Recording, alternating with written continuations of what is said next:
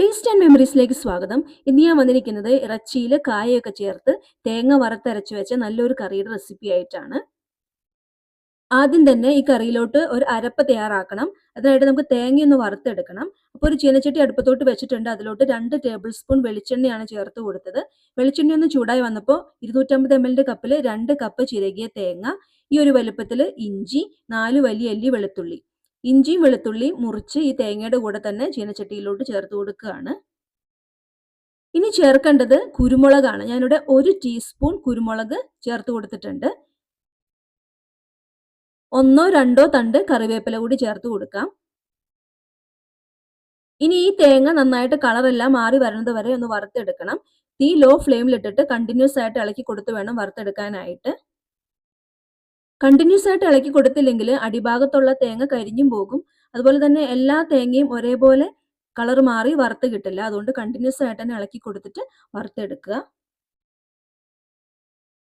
ഇപ്പോൾ തേങ്ങയുടെ കളറെല്ലാം നന്നായിട്ട് മാറി വന്നിട്ടുണ്ട്. തേങ്ങ നന്നായിട്ട് വറുത്ത് കിട്ടിയിട്ടുണ്ട്. ഇതുപോലെയാണ് വേണ്ടത്. അപ്പോൾ തേങ്ങ ഇതുപോലെ ആവണത് വരെ ലോ ഫ്ലെയിമിലിട്ടിട്ട് കണ്ടിന്യൂസ് ആയിട്ട് ഇളക്കി കൊടുത്തിട്ട് വറുത്തെടുക്കുക. ഇനി ഇതിലോട്ട് നമുക്ക് പൊടികൾ ചേർത്ത് കൊടുക്കാം. 1/2 ടീസ്പൂൺ മഞ്ഞൾപ്പൊടി. ഇനി വേണ്ടത് മുളക് പൊടിയാണ്. ഞാനിവിടെ 1 ടീസ്പൂൺ മുളക് പൊടിയാണ് ചേർത്ത് കൊടുത്തത്. നിങ്ങൾക്ക് നല്ല എരിവ് വേണമെങ്കിൽ അതനുസരിച്ചിട്ട് കൂടുതൽ ചേർത്ത് കൊടുക്കാം. നമ്മൾ നേരത്തെ തേങ്ങ വറുത്തപ്പോൾ 1 ടീസ്പൂൺ കുരുമുളക് ചേർത്ത് കൊടുത്തിട്ടുണ്ട്. അപ്പോൾ അതൊക്കെ നോക്കിയിട്ട് അതനുസരിച്ചിട്ട് ചേർത്ത് കൊടുക്കുക. ഇനി വേണ്ടത് മല്ലിപ്പൊടിയാണ്. ഞാനിവിടെ 2 ടേബിൾ സ്പൂൺ മല്ലിപ്പൊടി ചേർത്ത് കൊടുത്തിട്ടുണ്ട്. 1 ടീസ്പൂൺ ഗരം മസാലയും ചേർത്ത് കൊടുക്കുകയാണ്. ഈ പൊടികളെല്ലാം ചേർത്ത് കൊടുത്തിട്ട് എല്ലാം കൂടെ പെട്ടെന്ന് തന്നെ ഒന്ന് മിക്സ് ചെയ്തെടുക്കുക. എന്നിട്ട് സ്റ്റവ് ഓഫ് ചെയ്യുക. ഇനി നമ്മൾ വറുത്തെടുത്ത ഈ തേങ്ങ ചൂടാറാനായിട്ട് മാറ്റി വെക്കാം. ചൂടാറി കഴിയുമ്പോൾ ഒരു മിക്സിയുടെ ജാറിലോട്ട് മാറ്റി കൊടുത്തിട്ട് നമുക്ക് ഇത് അരച്ചെടുക്കാനുള്ളതാണ്. ഈ കറിയിലോട്ട് വേണ്ട ഇറച്ചി ഞാനിവിടെ ഉപ്പും മഞ്ഞളും ഇട്ട് വേവിച്ച് ഫ്രിഡ്ജിൽ വെച്ചിരുന്നതാണ്. 250 ml കപ്പിൽ മെഷർ ചെയ്ത് 4 കപ്പ് ഇറച്ചി എടുത്തിട്ടുണ്ട്. വേവിച്ച ശേഷമാണ് 4 കപ്പ് മെഷർ ചെയ്ത് എടുത്തിട്ടുള്ളത്. ഇനി വേണ്ടത് ഏത്തക്കായയാണ്. ഞാനിവിടെ 2 വലിയ ഏത്തക്കായ എടുത്തിട്ടുണ്ട്. കായ ചെറിയ കഷ്ണങ്ങളാക്കിയിട്ട് മുറിച്ചിട്ട് വെള്ളത്തിലിട്ട് വെച്ചിട്ടുണ്ട്. കായയുടെ തൊലി മുഴുവനായിട്ട് ഞാൻ എടുത്ത് കളഞ്ഞിട്ടില്ല. ചെറുതായിട്ടൊന്ന് ചീമ്പി കളഞ്ഞ് മുറിച്ചെടുത്തിട്ടേ ഉള്ളൂ. ഇപ്പോൾ നമ്മൾ നേരത്തെ വറുത്ത് വെച്ച തേങ്ങയെല്ലാം ചൂടാറി വന്നിട്ടുണ്ട്. ഇനി ഞാനിതൊരു മിക്സിയുടെ ജാറിലോട്ട് മാറ്റി കൊടുക്കുകയാണ്. മിക്സിയുടെ ജാറിലോട്ട് 1 കപ്പ് വെള്ളവും ചേർത്ത് കൊടുത്തിട്ട് ഒന്ന് അരച്ചെടുക്കുകയാണ്. ഇപ്പോൾ ഞാനിത് അരച്ചെടുത്തിട്ടുണ്ട്. ഇതിപ്പോൾ തരിയോട് കൂടിയിട്ടാണുള്ളത്. നല്ല ഫൈൻ പേസ്റ്റ് ആയിട്ട് അരഞ്ഞു കിട്ടിയിട്ടില്ല. ഞാൻ ഇതിലോട്ട് 1/2 കപ്പ് വെള്ളം കൂടി ചേർത്ത് കൊടുത്തിട്ട് നല്ല ഫൈൻ പേസ്റ്റ് ആയിട്ട് അരച്ചെടുത്തിട്ടുണ്ട്. കണ്ടില്ലേ, ഇതുപോലെയാണ് നമുക്ക് അരഞ്ഞു കിട്ടേണ്ടത്. ഇപ്പോൾ ഇത് നന്നായിട്ട് തന്നെ അരഞ്ഞു കിട്ടിയിട്ടുണ്ട്. ഇനി ഈ അരപ്പ് കുക്കറിലോട്ട് ചേർത്ത് കൊടുക്കുകയാണ്. ഈ മിക്സിയുടെ ജാറിലോട്ട് 1 കപ്പ് വെള്ളം കൂടി ഒഴിച്ചു കൊടുത്തിട്ട് ആ വെള്ളവും ഈ കുക്കറിലോട്ട് ചേർത്ത് കൊടുത്തിട്ടുണ്ട്. ഇപ്പോൾ ഈ കുക്കർ അടുപ്പത്തോട്ട് വെച്ച് കൊടുത്തിട്ടുണ്ട്.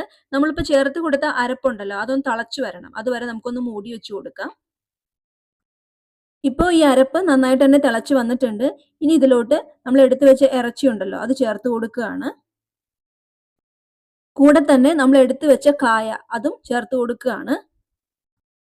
ഞാനിപ്പോൾ ഇവിടെ നന്നായിട്ട് വെന്ത ഇറച്ചിയാണ് ഈ കറി തയ്യാറാക്കി എടുക്കാനായിട്ട് എടുത്തിട്ടുള്ളത്. അതുകൊണ്ടാണ് കായയും ഇറച്ചിയും ഒരുമിച്ച് ചേർത്ത് കൊടുത്തത്.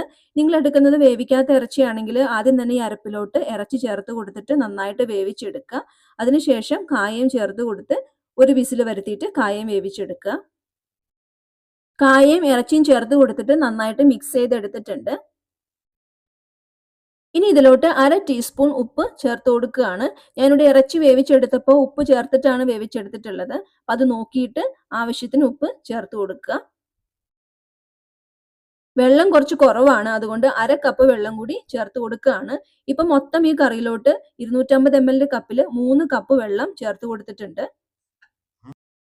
ഇനി കുക്കർ അടച്ചു വെച്ചിട്ട് മീഡിയം ഫ്ലെയിമിൽ ഒരു വിസിൽ വരുത്തി ഇതൊന്ന് വേവിച്ചെടുക്കാം. ഇവിടെ നമ്മൾ ചേർത്ത് കൊടുത്ത ഇറച്ചി ഓൾറെഡി വേവിച്ച് വെച്ചതാണ്. നമുക്ക് കായ വേവാൻ വേണ്ടിയിട്ട് ഒരു വിസിൽ വരുത്തിയെടുത്താൽ മതിയാവും. ഇപ്പോൾ കുക്കറിന്റെ പ്രഷർ എല്ലാം പോയി കുക്കർ തുറന്നിട്ടുണ്ട്. കായയും ഇറച്ചിയെല്ലാം നന്നായിട്ട് തന്നെ വെന്ത് കിട്ടിയിട്ടുണ്ട്. ടേസ്റ്റ് ചെയ്ത് നോക്കിയപ്പോൾ ഉപ്പ് കുറവാണ്. 1 ടീസ്പൂൺ ഉപ്പ് കൂടെ ചേർത്ത് കൊടുത്തിട്ടുണ്ട്. ഉപ്പും ചേർത്ത് കൊടുത്തിട്ട് നന്നായിട്ട് തന്നെ ഒന്ന് മിക്സ് ചെയ്തെടുക്കാം. ഇപ്പോൾ ഈ കറി കുറച്ച് വെള്ളം പോലെയാണ് ഇരിക്കുന്നത്. ചൂടാറി വരുമ്പോൾ കറി നന്നായിട്ട് തന്നെ കുറുകി വരും. ഇനി ഈ കറിയിലോട്ട് താളിച്ചൊഴിക്കണം. അതിനായിട്ട് ഒരു ചീനച്ചട്ടി അടുപ്പത്തോട്ട് വെച്ചിട്ടുണ്ട്. ചീനച്ചട്ടി ചൂടായി വന്നപ്പോൾ വെളിച്ചെണ്ണയാണ് ചേർത്ത് കൊടുത്തത്. വെളിച്ചെണ്ണയും ചൂടായി വന്നപ്പോൾ 10 ചെറിയുള്ളി ചെറുതായിട്ട് അരിഞ്ഞ് ചേർത്ത് കൊടുത്തിട്ടുണ്ട്. ഒരു തണ്ട് കറിവേപ്പില കൂടി ചേർത്ത് കൊടുക്കുകയാണ്. ഇനി ഈ ചെറിയുള്ളി നന്നായിട്ട് മൂത്ത് കളറെല്ലാം മാറി മൊരിഞ്ഞു വരണം. അതുവരെ ഒന്ന് ഇളക്കി കൊടുക്കാം. ഇപ്പോൾ ചെറിയുള്ളി നന്നായിട്ട് മൂത്ത് വന്നിട്ടുണ്ട്.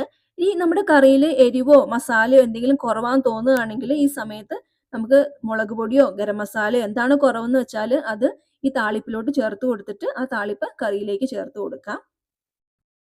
എനിക്കിപ്പോൾ ഇവിടെ എരിവും മസാലയും എല്ലാം കറക്റ്റാണ്. ഞാൻ ഈ താളിപ്പ് കറിയിലോട്ട് ചേർത്ത് കൊടുത്തിട്ടുണ്ട്. താളിപ്പും ചേർത്ത് കൊടുത്തിട്ട് ഒരു 15 മിനിറ്റ് ഒന്ന് മൂടി വെക്കുകയാണ്. അപ്പോഴായിരിക്കും നമ്മൾ ചേർത്ത് കൊടുത്ത താളിപ്പിന്റെ ഫ്ലേവറൊക്കെ കറിയിലോട്ട് നന്നായിട്ട് ഇറങ്ങി കിട്ടുക.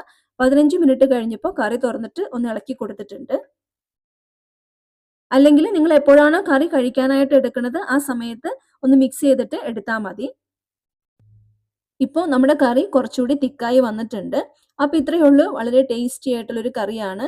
ട്രൈ ചെയ്ത് നോക്കുക. എന്നിട്ട് നിങ്ങളുടെ അഭിപ്രായങ്ങൾ കമൻസ് ആയിട്ട് അറിയിക്കുക. വീഡിയോ നിങ്ങൾക്ക് ഇഷ്ടമായിട്ടുണ്ടെങ്കിൽ ലൈക്ക് ചെയ്യുക, ഷെയർ ചെയ്യുക, സബ്സ്ക്രൈബ് ചെയ്യുക, ഫോളോ ചെയ്യുക. പുതിയൊരു റെസിപ്പി ആയിട്ട് വീണ്ടും കാണാം. Thank you.